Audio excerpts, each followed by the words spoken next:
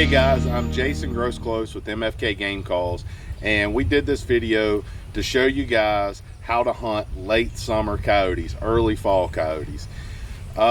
Basically what I'm going to run through is the sounds that we're using, either it be on an MFK diaphragm or out of the MFK sound library used on the Icotech MFK edition electronic calls. These sounds can be deadly on coyotes this time of year. You hear a lot of guys saying, well, we don't hunt coyotes till December. We won't hunt the pups.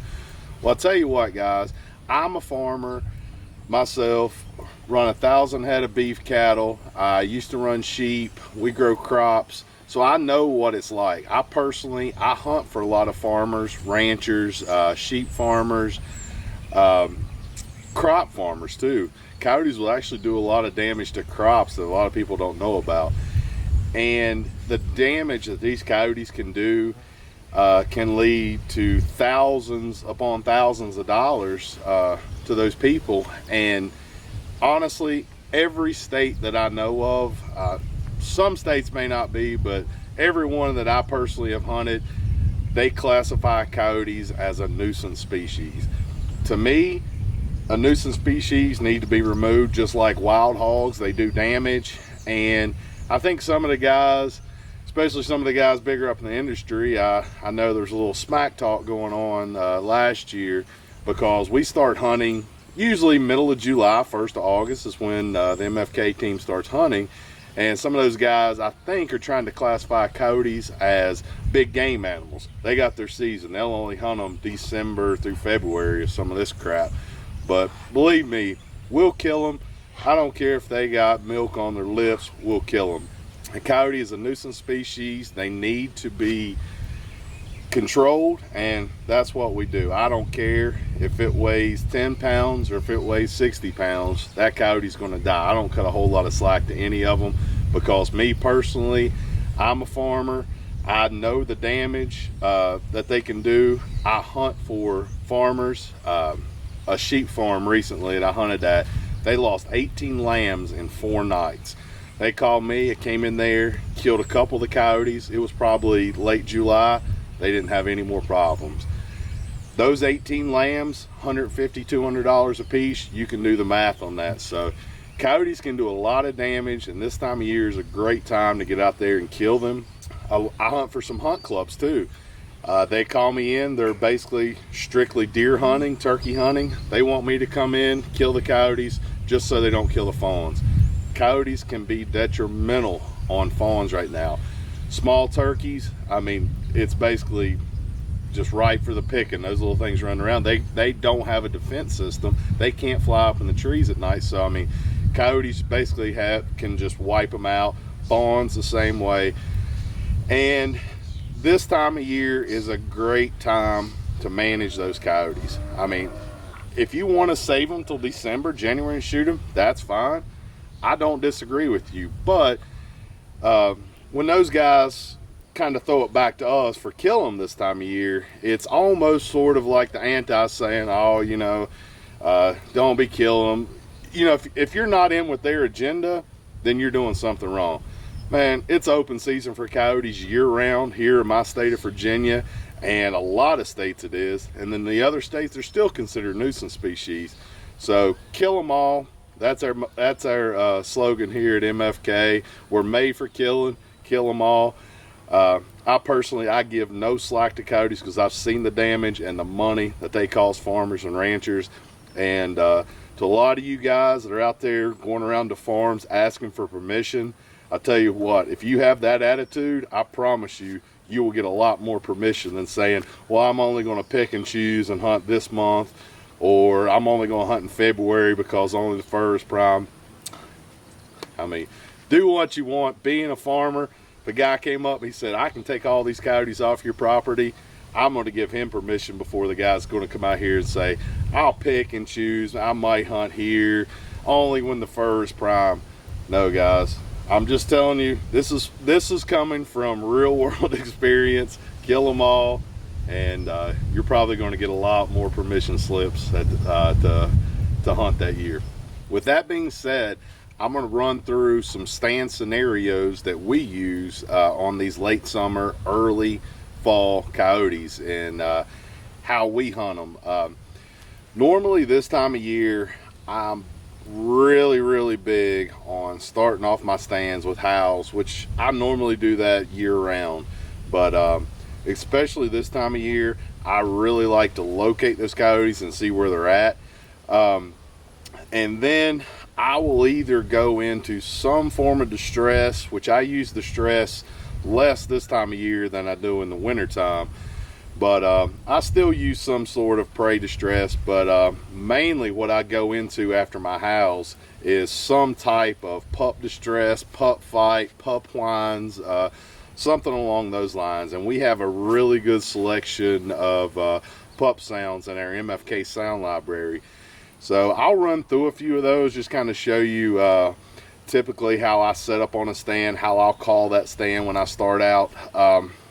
What I would normally do as soon as I get to a spot, pick my spot, I'll get out there and I'll howl. What I normally start out with is a few howls. A couple of my favorite ones are the MFK competition howls, followed by the MFK Coyote Duet. And honestly, if they don't answer to that, those things, they're tight-lipped, because I've had really great success using that on the Icotech. Most times I will combine an MFK diaphragm with those sounds, and I'll be howling along with the Icotech, and it really helps out. It adds just a little more realism. You'll throw an extra coyote in there, and it sounds like a pack of them. It's really good for locating them, and you can hear those things, and by doing that you can determine if you're set up in the right spot or if you need to move closer. That's the thing about this time of year. Those pups, they aren't venturing very far from the den this early in the year. Right now it's middle of July. A little later in the season, the pups, they'll start dispersing a little more and covering a little more territory. Late July, early August, even through the 1st of September, they really don't move a whole lot. So if you go out and locate those coyotes, more than likely, wherever you hear them, you can come back even a day, 2, 3 or 4 days later, and those coyotes are going to be at the same spot. That's not the case in the wintertime. When I'm locating in the wintertime, if I locate them, say on a Monday, when I get there Thursday, it's more than likely those coyotes aren't going to be in that same spot. That time of year, everything's grown, and it seems like the coyotes around here, they'll make a loop. They hunt a pretty big area, and they're not going to be in that same spot. But where they're denning now, the coyotes are small. They're going to be close to that home area where you locate them. What I'll do, I'll start out with a few howls. I'll run through a couple here for you. I usually start out with the MFK competition male howl on the Icotech.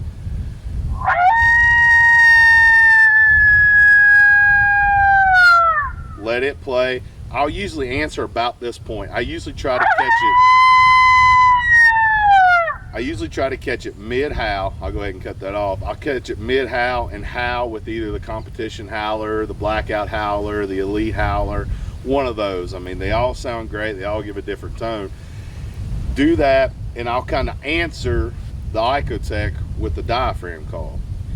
And as soon as the male competition howl plays, I think it's 4 howls, then I will immediately go into the MFK Coyote Duet and answer it. And here's the MFK Coyote Duet. It's one good long howl. It actually kind of fades in and out. Right here. Comes in to several different coyotes howl. And this is actually a recording Tori and I recorded a couple summers ago. This sound right here has located me more coyotes than any other sound I've ever used. You kind of get the gist of it, what it sounds like. I'll go ahead and cut it off there. It's a little longer than that, but that sound right there has been one of my favorite combinations, doing the competition howl followed by the Coyote Duet. It's a really good sound for locating. I don't know why, but honestly, they can't resist that sound. to howl back at it this time of year. And the reason I want them to howl back is because when I pull up to a farm, especially a new farm, I'm not sure. I mean, if it's the first time I've been here, I don't know where the coyotes are den at. I'm not sure where they hang out at. And if I can locate them, if they're a mile away, which the other night we were actually locating, I got some guided hunts coming up, and we just rode around locating for about 4 hours, just trying to locate some packs. And some of the coyotes we were hearing were over 2 miles away. There's no way I can set up at that spot and call those coyotes 2 miles away, but I wrote down in my book, I know exactly kind of where they're at, so now I can go back in there and kill those coyotes. I can get close to them. I know about where they're at, so when my clients come in, I can get them in tight and we'll have good hunts. But that's normally how I start out my stands with the MFK competition howl on the Icotec. I'll howl with either the blackout howler, the competition howler, lead howler, the 2-repup howler, just whatever I have in my pocket at the time on the diaphragm. And then I'll usually answer that with the coyote duet, and it's worked really well for me. So you guys might want to give that a try, and you can get all those sounds at the MFK Sound Library at mfkgamecalls.com. Okay, so now we got them to howl. How do you hunt them? I'll tell you how I hunt them. What I typically want to do, especially here in the East, most of my ground is mountainous, wooded land. I'd say it's 80 to 85% woodland and probably 15 to 20% open fields or pasture fields. And I typically hunt at night, so for at night hunting, I'm going to have to actually call them into the open fields to be able to kill them. When I'm day hunting, even in the woods is where I mostly day hunt, I still want to be close to them. When I get that group located, whether I've located them the night before, especially when we go back to talking about hunting these late summer coyotes, if I've located them the night before or even a couple nights before, I kind of know the general area they're going to be in. I try and pick a spot that I can see really good, because it doesn't matter how many coyotes you call in. If you can't see them, you're not going to kill them.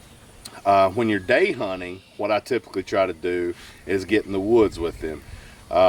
Coyotes here in the East, they're a little more timid. They're not quite as brave as some of the ones I've seen on video out west, and a lot of them don't like to bust out through these wide open fields in the daytime, but they still feel comfortable hugging the wood line. So I'll get inside the wood line and try to give them a more comfortable place to come in.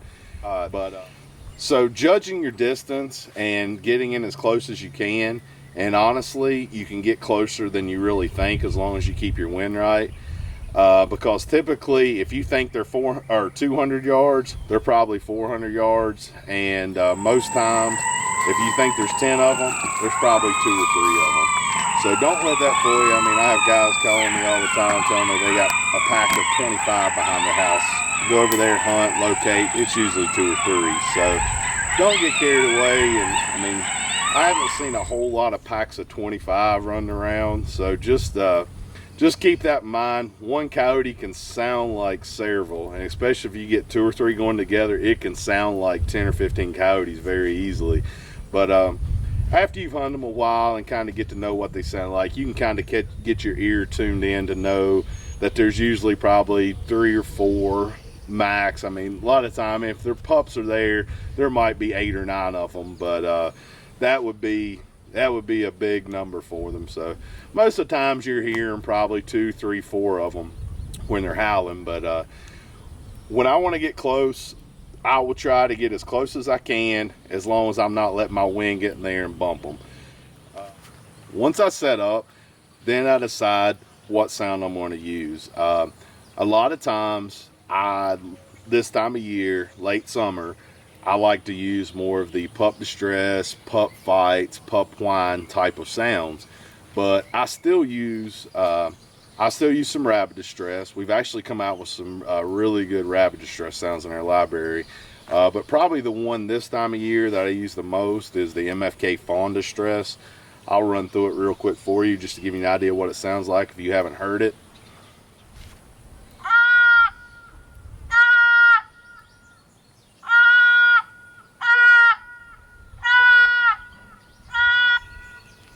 only thing you have to be careful with MFK fawn distress is you're probably going to get some does that will blow by you and scare the crap out of you, especially if you're hunting at night or even in the daytime. They get really aggressive and they're really protective of those fawns. I've had them run as close as 5 feet from me, blowing, snorting, and everything. But it's a really good sound. You'll call a lot of coyotes in with that sound. But typically, what I'll go into once I've located that pack with my howls, and hopefully, if I've done my homework right and located, once I howl, they're going to be in that general area where I thought, so I'm already set up. I'm not having to make a move. After they howl, I'll usually give them around a minute, 2 minutes or something like that, just to kind of calm down, because a lot of times they'll howl for 30 or 40 seconds. They're real agitated, so I'll let them calm down.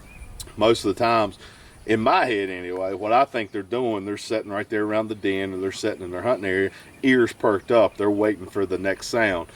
What I typically go into is a pup distress, pup fight, pup whine type of sound, and we've got some really good ones in our sound library. I'll run through a couple of these and kind of tell you kind of what they mean, kind of how I use them on stand. The first one that I use is MFK Pup Whimpers and Moans. It's actually a really good sound. We recorded this last summer and we've killed a lot of coyotes with this sound. Actually, the first stand that we used this sound on after recording it, we called in about a 55-pound coyote. And I figured that was a pretty good sign, and I've actually called in a lot after that. So it's quickly becoming one of my favorite pup distress sounds. Here's the MFK Pup Whimpers and Moans.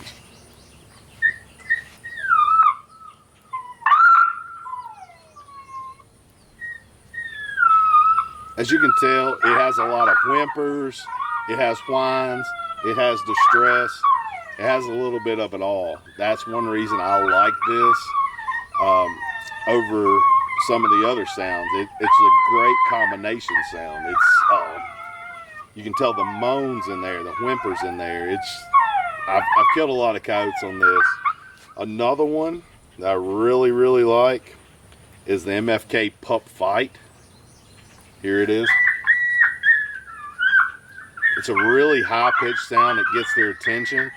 It's basically mimicking 2 pups or 3 pups or something like that get together, basically just romping around, fighting a little bit, maybe a bigger one coming there, and honestly, that really gets the attention of the coyotes. Another one, Pup Whines.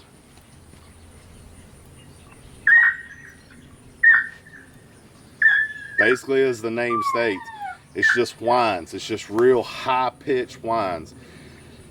Any of these sounds, I'll go ahead and cut that off. Any of these sounds work really great this time of year. And also, if you already have an Icotec, Icotec has a free download. I think it's called JD's Puppy Cries.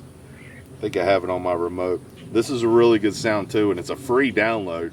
If you buy the MFK edition Icotec or already have it, you can go on the Icotec site and actually download this sound for free. And it's a really good sound. I've killed a lot of coyotes on this sound.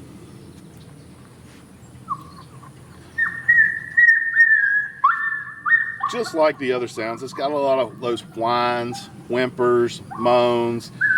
Any type of sound like that is really good. So we test all of our sounds, and if we don't kill coyotes with them, I mean, if we've hunted 4 or 5 stands, haven't seen anything, we don't use the sound. Every one of our sounds are field tested, field proven. So you know when you download an MFK sound, it will kill coyotes. So, okay, we've ran through the sounds, and now I want to talk to you about frequency of stands during the late summer. I actually hunt stands different in the late summer than I do in the winter when it comes to frequency. Usually during the winter, most of my farms, I'll usually hit them twice per winter. That's all I'll call them. I try not to overcall my farms.